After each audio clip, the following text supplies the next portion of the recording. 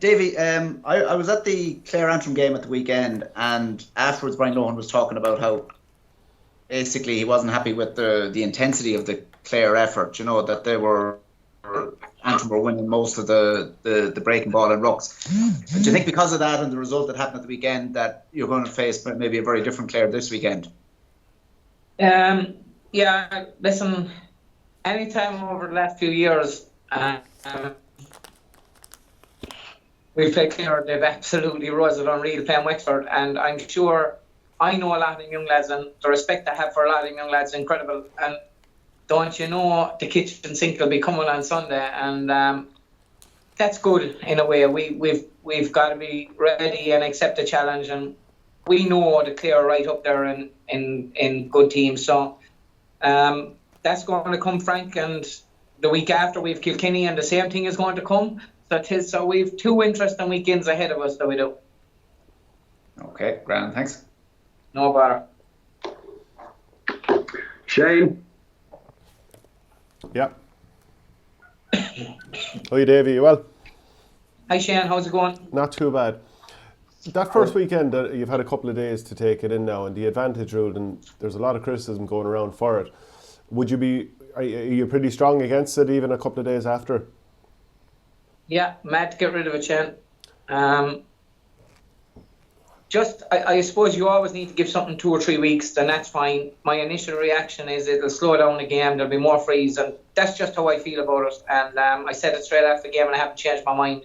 I think we've a great game. I think the last 10 or 15 years has showed that we've a great game. Most of the games that go really well are the ones that are let flow as much as possible. Blow the frees that need to be blown. If you really wanted in a hurling game, we could blow a free every 2 minutes if we wanted to. I was involved in a game last year with over 40-something frees in it, and someone said to me, the ref was right, he had to blow it. That's baloney. It was the worst game of hurling ever. It was just 48 frees in 70 minutes. It was ridiculous. You have to use a bit of common sense.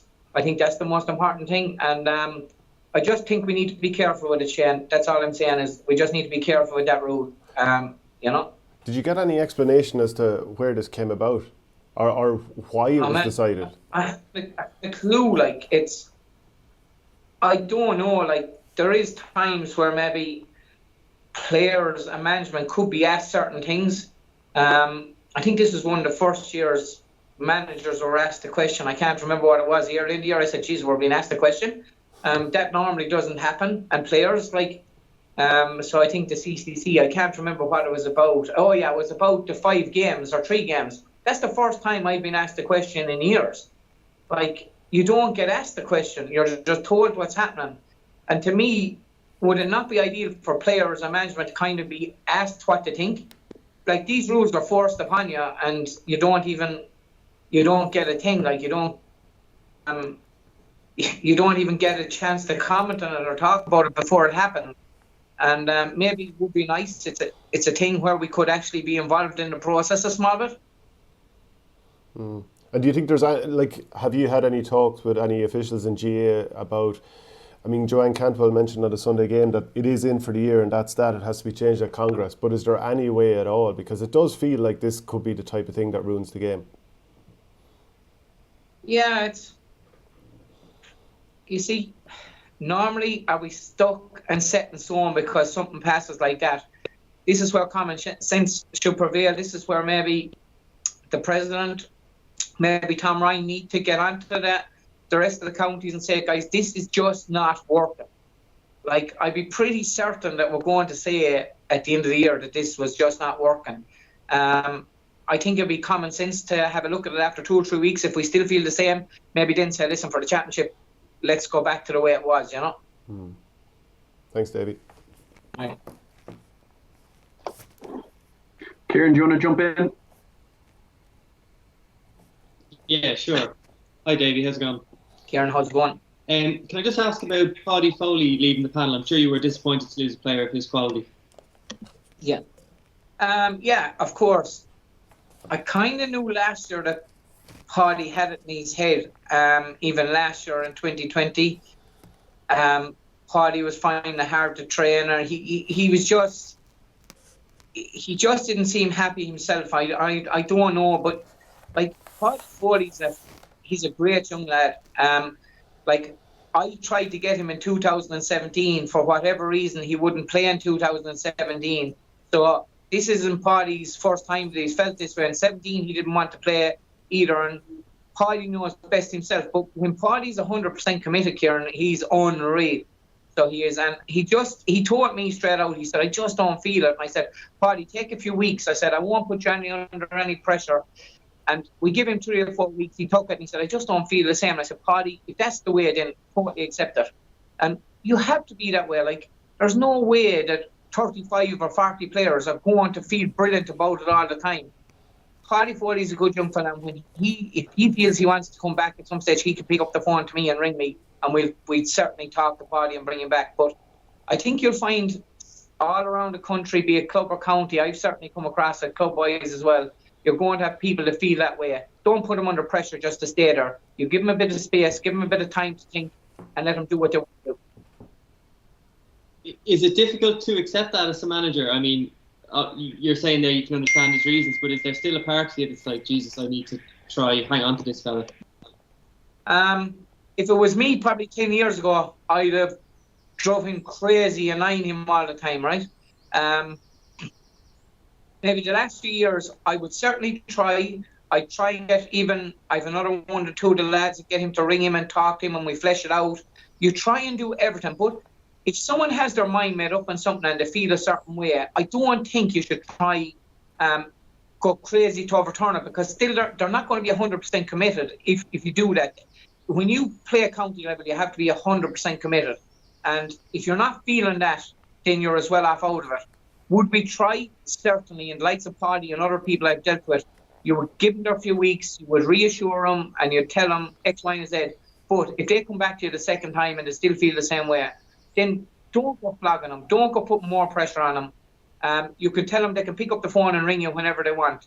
And Paddy Foley's a very intelligent guy, brilliant hurler, and if Paddy feels that any time he wants to pick up the phone to me, more than welcome. But there's a lot of Paddy Foley's out there, that's all I'll say to you. And especially in the last year or two, guys, I can promise you, and we're on about the Marie Keaton Foundation today and bladder cancer, but there's a lot of different people out there with different issues, be it mental health or whatever, and I'm telling you that. And it's been tough, especially in the last year or two. So you've got to try and understand everybody and accept how they feel. Do you think players and managers in the GAA are getting better at being more aware of that, generally speaking? I think they are, yeah. I definitely do. Like, I can only speak for myself, and I would try to be more aware of everything. But I think in general they are, and I think society now to what it was like maybe when I was playing 20 or 30 years ago. Jeez, that seems a long time ago. That like. Things change, people change, and we've kind of got to accept that. Like, we're in a different fucking world than what I was in when I was playing. It's way different. There's way more pressures. And everything there. Like, was the social media as big back 25 years ago? It wasn't. There's a lot more pressure out there now on players, on management, and on everyone. And you have to be very careful in how you deal with people, and even like myself, and try not to get too sucked into everything that's happening, because it is tough out there, Kieran. Just looking to the Clare game this weekend, I understand you probably don't want to touch on this too much, but just the off-field stuff that's happened with Clare over the last 2 months. Then I just ask how you felt as a Clare person seeing Clare GAA in the papers for off-field issues and the negativity that can generate. What was your reaction to seeing those stories, I guess, come out over the last few months? Yeah, listen, as you said, as you're told beforehand, I'm not going to talk about any of it, right? And I'm not, all right? The only one comment I'm going to make is there's an awful lot of great people in Clare and an awful lot of respect from. I'm not going to talk about anything that has happened, because whatever I say, be it good or be it bad, is going to be construed a certain way. So the best thing is I don't want to say anything. So it is, because I might have feelings in a certain way, and I don't want to bring it out one way or another.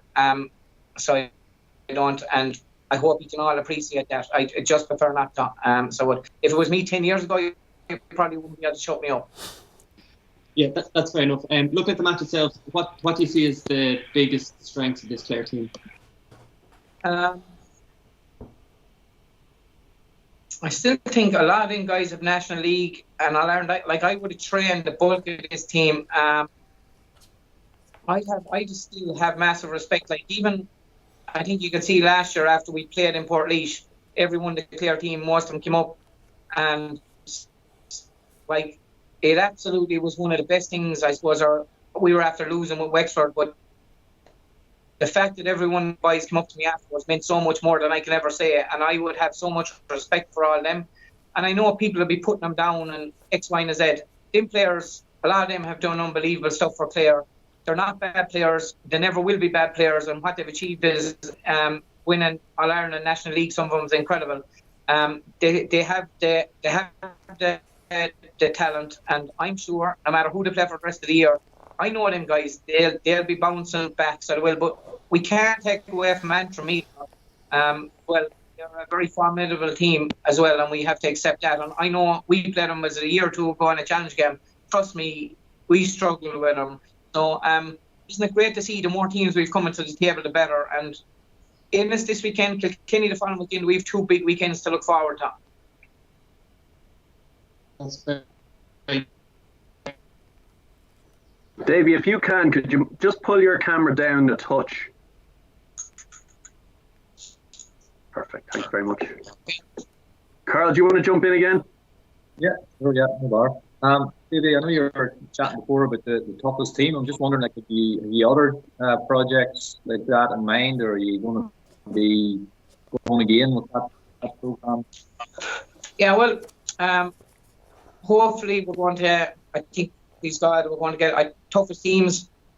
Jesus, it was a big learning curve for me, and I'd love to try and do it again. I don't know how it would work out, because you know what, guys, you're really putting yourself under the cosh when you're trying to do something like that. But I absolutely loved it. I loved learning as much as I could from them boys, because I did learn certain values and what people had to grow up with, and how they had to develop, and how it wasn't easy. I learned a lot in it. Then I Fittest Families, which you're working with a family, which I absolutely, to me, family is number one in life, guys, and I don't care what anyone says. Your mom, your dad, your brother, your sister, like that's number one in life. And I get to work on a show where you get to work with all of them, and you get to see good and bad. You don't see it all on camera. My God, there's some crap even off the camera, and some fights off the camera about we should do it this way or we should do it that way. I love working in that environment. I absolutely love it. So if we get to do the two of them this year, which we'll definitely do for this family, and I think hopefully toughest team, it'll be great. And you know what? The GA is great, and at the moment I'm 7 days a week in it, but it's nice to get that breather away and do something else. And I love being involved with people, trying to help them in different aspects. So if away from hurling, that's brilliant. Because at the moment it's between 6 Mile Bridge, helping out the senior and the under 17s, and being with Wexford, it's fairly full on, but you know it's great.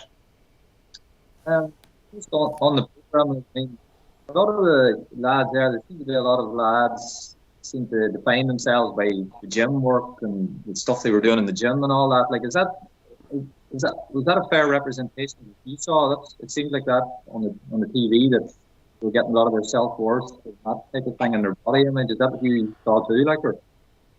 Well, I honestly believe, even from a health perspective, the bit of exercise for your mind, I'm sure you're the same. Like, any bit of exercise you can get to help your mind. Like, guys, your mind is a funny thing. It can play serious tricks on you. And the more time you have to yourself, and that you're sitting around and that you're doing nothing, your mind will play tricks on you. And that's why anyone I'm involved with, be it toughest teams, Fittest Family, or even coaching as a hurling team, I want them to do exercise, because you lay idle, you don't work that mind, you're going to be in trouble. And when we took on toughest teams, there was even one or two of the boys that wouldn't have done any exercise, and even just to start them walking, to start them doing a few exercises, the difference I know it made to them. Like, there was one particular guy that wouldn't have done any. There's one particular guy that wouldn't have done any, and I know now he's doing it quite a lot, and it's helped him. So that bit of exercise, Carl, is vital. And I would say that to everyone in everyday life, be it a 20-minute walk, be it a 30-minute walk. You have no idea what it does for people's mental well-being is just to get out and get that small bit of exercise. Trust me, it's everything. And that's just something in my head that I stand by. Just maybe on the Wexford end, I think it's 25 years since they won All Ireland. Like, I'm sure they weren't expecting to be waiting that long. Like, how close do you think they are now? Sorry, Carol, I missed that there. Sorry, I was just saying it's obviously 25 years since they won All Ireland. How close do you think they are now, like, bridging that gap? Well, the only way I can answer you that was in 2019. We weren't far away from it. We were right there within a puck. Like, you don't get many opportunities, Carol, to get there. In 2019, Wexford had an opportunity. We had the opportunity when we were there. I'd like to think in the next year or two that Wexford will get another opportunity and take it. So if you probably looked at the previous 15 to 18 years, had Wexford an opportunity to win All Ireland? My honest opinion was, I don't think so. That's my honest opinion. I don't think so. We had one in 2019. We won Leinster. We just didn't take the opportunity to get to that final and give ourselves a chance. So we didn't. But they don't come around very often, Carol. But I'd like to think maybe we'll put ourselves in a position, or this team will this year or next put themselves in that position.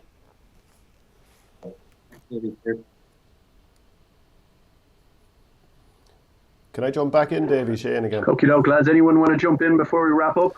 Shane, fire away. Yeah, Davy.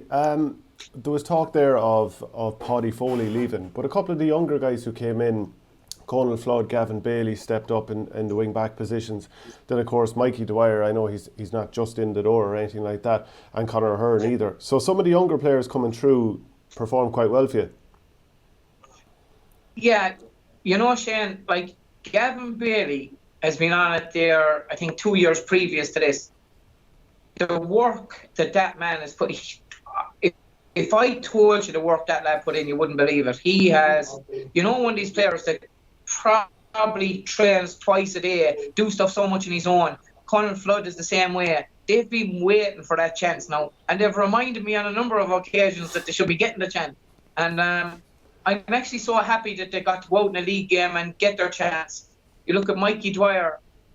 I was having the crack with him the last 2 weeks there. It was unreal. I was in Wexford there the weekend before last, and I went down to Feather. He has a chip shop below in Feather there, and I said on the Friday night, I'm going to trip down to you now tomorrow, be ready for road there, and we'll have a chat. And I said, we might end up buying a bag of chips off you. And rang Mike Gary out 1:45, no answer.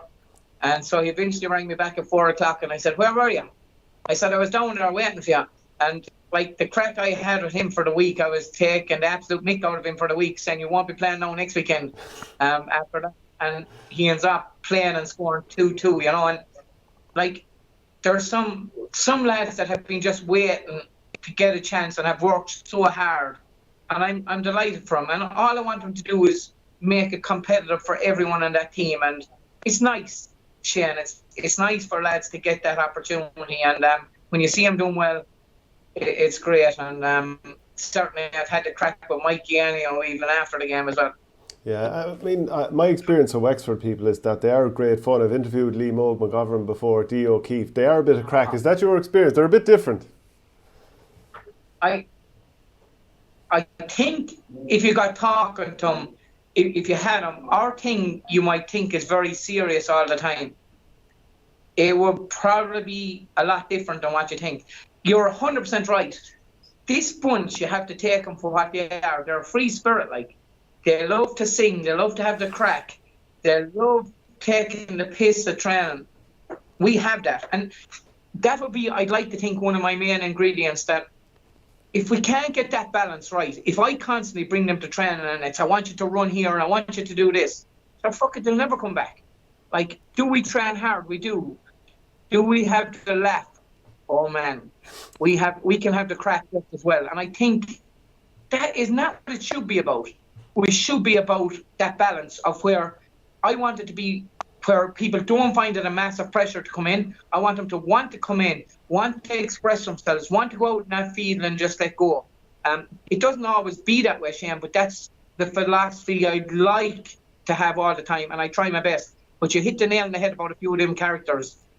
You obviously know them pretty well because they're very good. Like Liam Hogg is unreal at the sketches. He's well able to take the piss out of you all the time when he has to, you know. And but then when he's to work hard, Shane, he'll work harder than anyone. Yeah, generally you hear that there has to be great crack at training, and it sounds like that from what you're saying. Is it the same with Clare and any other dressing room you're in, that when you're successful, there's generally that good balance of lads having the crack and then serious when they need to be serious? Yeah, like, I think I've evolved as a manager differently, right? I'd have tried to have that balance in Clare, but I think I'm a lot better in Wexford than that. I think I'm a lot better than I was in Watford. Like, you have to evolve as well, and it's like the game of hurling evolves.